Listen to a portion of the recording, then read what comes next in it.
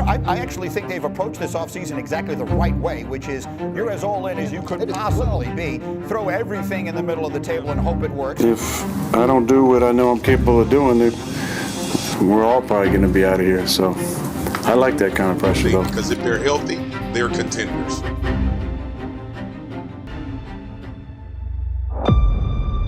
The 2023 offseason spectacle that was Aaron Rodgers' signing to the New York Jets offered a rare glimmer of hope for a doomed franchise. For the first time in years, there was optimism and a genuine belief that playoff football was right around the corner. That joy lasted just 4 snaps. And when we fast forward to present day now, it seems to be a little bit of deja vu for everyone now. Preseason hype is dangerously high as the future Hall of Fame quarterback returns to pilot a supremely talented Jets team. Jets are better around Aaron this season than they were heading into last season. Can they break the curse and capitalize on this one last shot at the Super Bowl? Aaron Rodgers thrived as the darling of Hard Knocks in 2023. They say about Aaron Rodgers on TV is a lie. Entering the fray as the savior of the franchise that they needed so desperately. It was simply euphoric inside MetLife Stadium when, finally they had something to be excited for. Or so they thought. In true Jets fashion, the Aaron Rodgers honeymoon lasted just 4 snaps. As the future Hall of Fame quarterback suffered an injury so heartbreaking for fans that even a Hollywood film writer would have felt it was too unbelievable. The Jets season was completely over, dooming fans to another year of disappointment before it had even started. And I mean, truly the one good thing that came out of this devastating time and devastating injury for Aaron Rodgers was that it was so early in the season that it allowed him to fully recover. There is absolutely no doubt that Aaron Rodgers is fit and ready to go in 2024.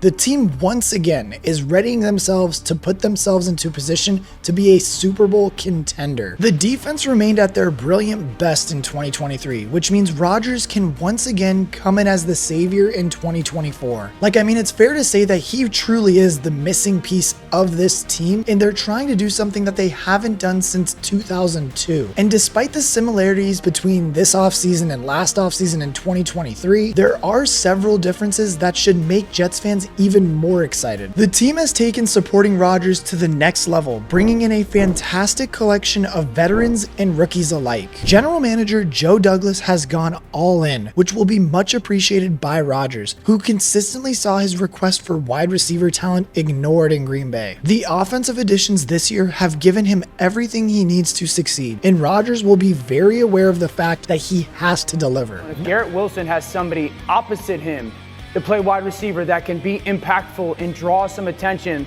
like a Mike Williams in their new acquisition, it means that their pass game flourishes. Breece Hall in the backfield. It would be hard not to put this roster into the AFC title game. Nothing can be taken for granted at his age, and this season may be his last crack at another title. The primary additions to the offense have come along the offensive line, which was a position group that Douglas rightly prioritized. Yeah, I think a primary objective of the offseason was fortifying the offensive line. I think that was goal one. You'll feel good about what we were able to accomplish there, but still a lot ahead. From a mental makeup standpoint, really excited about the group. We know Morgan, he's a warrior. We'll get to know Tyron as we go, but when he's on the field, he's pretty darn good. And John Simpson, he's a war daddy, so we're excited to get him in the building also. Frankly, whether Rodgers tore his ACL in week 1 of last season or not, he was going to get killed all season long either way, because the Jets offensive line last year was horrendous. The dude would have been sacked nonstop. Last year, they were a complete liability, and it would have been a nightmare for an aging quarterback like Rodgers. Improvements were desperately needed, and thankfully they have arrived. Tyron Smith brings his Pro Bowl level talent to the left tackle position, lining up for a new team for the first time in his career after over a decade of success in Dallas. He has given up just 5 sacks over the last 6 years, bringing some much needed quality to the offensive line. Smith at left tackle and Aaron Rodgers under center is a combination of experience and excellence that not many teams get to boast about. I've been a fan of his for a long time. He's a Hall of Fame player, and damn, he's a specimen.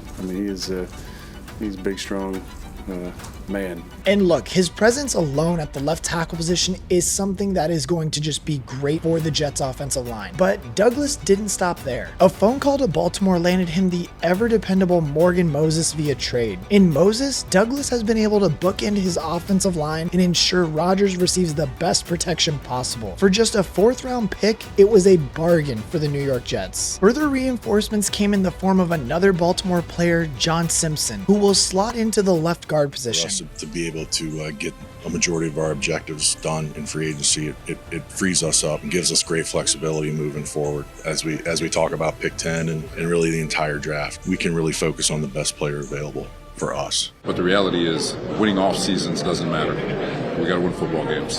And no matter how much excitement there is around the organization, no matter how much excitement there is around free agency or the draft, none of it matters. We just got to keep our heads down and find ways to get better, continue to have a great offseason. When we get to the season, we got to find a way to put wins in the win column. And Olu Fashanu, who arrived via the 10th pick in the 2024 NFL Draft. Amidst all the talk of trading up for a wide receiver or using the 10th overall selection to bolster the offense with Brock Bowers, who I really did think they were going to take, Douglas kept a cool head and made an excellent pick with Fashanu. The highly touted prospect out of Penn State has prototypical size and strength combined with the body quickness that suggests he will be a Pro Bowl tackle down the line. And I mean, in Fashanu too, Douglas picked up the future left tackle, and what better way, or what better person I should say, to learn from than Tyron Smith. Fashanu has the best footwork of any offensive lineman I can remember entering the draft for a long time. I think he has the best pass protecting skill set of any offensive lineman to enter the draft in a long time. I don't really care that his run blocking isn't good at the moment. Give me that and let me roll with everything else. I have way more questions about everybody else than I have about Fashanu. He also has the potential to make an impact in his rookie year, coming in as an injury replacement when Smith inevitably misses time because of injury. Smith hasn't played a full season since 2015, which means Fashanu's selection makes even more sense. Protecting Aaron Rodgers needs to be the priority, and he should now feel very safe in the pocket. Obviously, him and I both want to stay healthy this year and be able to play all 17 and then enter the playoffs. But just having his leadership, the coolest thing for me, I have the front row seat. I've watched the last 2 days. I've watched Morgan Moses pull Carter Warren aside. It was more like Carter, I think, maybe grabbing Morgan and watch them talk about right tackle play. And then today I got back to my locker and there was Olu picking Tyron's brain. So it's pretty cool. See those guys get back to the young guys. And in true all-in fashion, the Jets didn't ignore the offensive skill positions either. Following the selection of Olu Fashanu, New York opted to continue bolstering the offensive side of the ball through the selection of wide receiver Malachi Corley and running back Braylon Allen. Both players bring a unique and very useful skill set to an offense that already has Garrett Wilson and Breece Hall leading the way. The Jets were aggressive in acquiring Malachi Corley, trading up for him at the top of the 3rd round. Rodgers said last week that Corley was his favorite receiver in the 2024 draft. Is there that guy in the middle that can kind of, run a little short, intricate route or get the speed sweep reverse or catch a screen and get upfield and get 15 or 20 yards? That's where I think the value of Malachi Corley is going to come into play.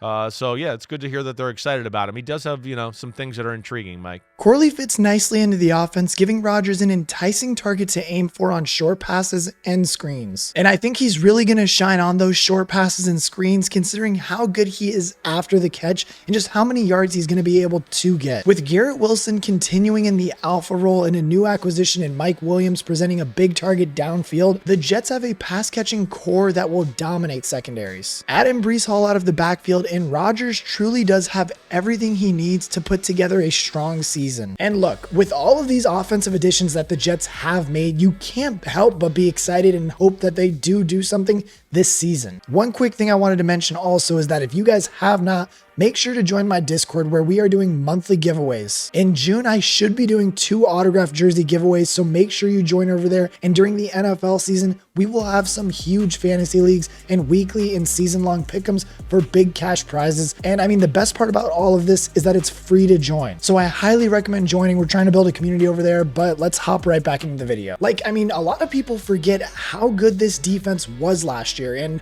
if this offense can even just get to being league average, they will undoubtedly, because of all the additions that they've made in the past 2 years, be legitimate contenders that really a lot of people are forgetting about. 2023 needs to start being kind of brought back to the team in 2024 because they're better than they were last year. Like, this team is legit and they are trying to contend for their first division title since 2002. And hell, why stop there? The Kansas City Chiefs are by far and away the best team in the NFL. And the Jets almost beat them last year with a quarterback in Zach Wilson. Like, this team is legit. Going back to that game last year, the elite New York defense held Mahomes to 180 yards, 1 touchdown, and 2 interceptions, falling to just a 3-point deficit. The same defense is returning in 2024, and this time they have one of the most talented quarterbacks to ever play the game, piloting an offense that has brought in several significant upgrades. And while most of the defense did return, and most of the key guys, I should say, did return for this defense, there are some notable names that are worth mentioning that will change up some roles in this defense. Bryce Huff was allowed to walk in free agency following a career best 10 sacks in 2023. His pass rushing prowess will undoubtedly be missed, but the Jets did sign Hassan Reddick to help soften the blow. The 7-season vet offers more than a well-rounded skill set than Huff and is coming off his 4th double-digit sack season in a row. He may not be quite as dynamic as Huff as a pass rusher, but he will certainly play a big role in 2024. John Franklin Myers was also traded away, with Javon Kinlaw coming in to add reinforcements to the defensive line. Kinlaw was drafted by the 49ers when head coach Robert Saleh was the defensive coordinator, but the big defensive tackle has struggled so far in his career. Now, when we go just to the coaching staff alone, when we look at Saleh, he's just been tremendous. In San Francisco, he took over a subpar 49er defense that was rock bottom on points conceded. 3 years later, their 19.5 points conceded were 7th fewest, and their 284 yards conceded were 2nd fewest. Saleh absolutely transformed that unit into a force that led the 49ers to the Super Bowl that year, only to fall short against the Chiefs. And look, this guy is a sharp defensive mind. He has arguably produced one of the best defenses in the league in his time in New York. And although there are some question marks around his just capability to be a great head coach, I still think he's the guy and can get the job done. I mean, look at what Dan Campbell's done in Detroit. I think the same thing could happen in New York also. There is a lot to be excited about for the Jets. Rodgers is healthy and ready to lead the best offense this team has seen in years, combining perfectly with Saleh's dominant defense to produce a Super Bowl ready roster. And I mean, to make things even better, the path to winning a division title, I'd say, has even gotten easier because of the moves the other teams in the division have made. Buffalo had to shed several big names in order to comply with the salary cap, which should make them much more vulnerable in the AFC East. Josh Allen is legit. He's pretty good, but even he will struggle in an offense that has no clear-cut number 1 wide receiver. And yes, I'm sure people are going to argue and say Keon Coleman has been drafted to be the guy, but his skill set suggests that he is better suited in the slot, where Buffalo has already said they want him to take over Stephon Diggs' role. He is a big target and a contested catch machine, but the lack of separation ability has to concern you, given he will be a much important role on the outside. Elsewhere in the AFC East, Miami are of course a threat, but they have had their issues late in the season, and I mean, I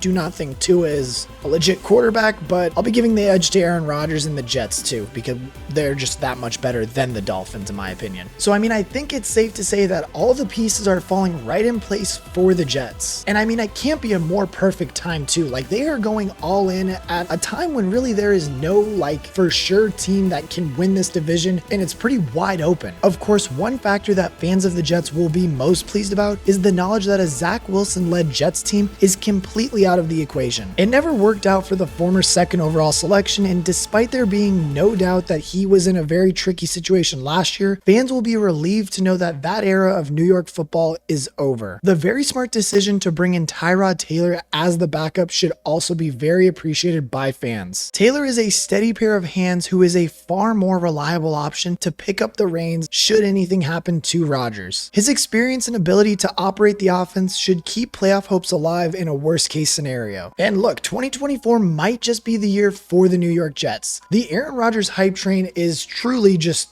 it needs to be filled up once more, because this team has exactly what he needs to make one last run at a Super Bowl. The future Hall of Fame quarterback is more than capable of propelling this offense and the best defense in the league to the Super Bowl for the first time since the 1968 season. But I want to know what you guys think. How good are the Jets? I truly do think that they're a bit of a sleeper right now, and I'd put them as a top 10 team in the league. Like, Aaron Rodgers is going to make the playoffs, and once he's in the playoffs, we all know how deadly he can be until he runs into the 49ers. But they're on the opposite side of the bracket now, so who knows? But as always, I want to know what you guys think. Let me know, and I will catch you guys in the next one.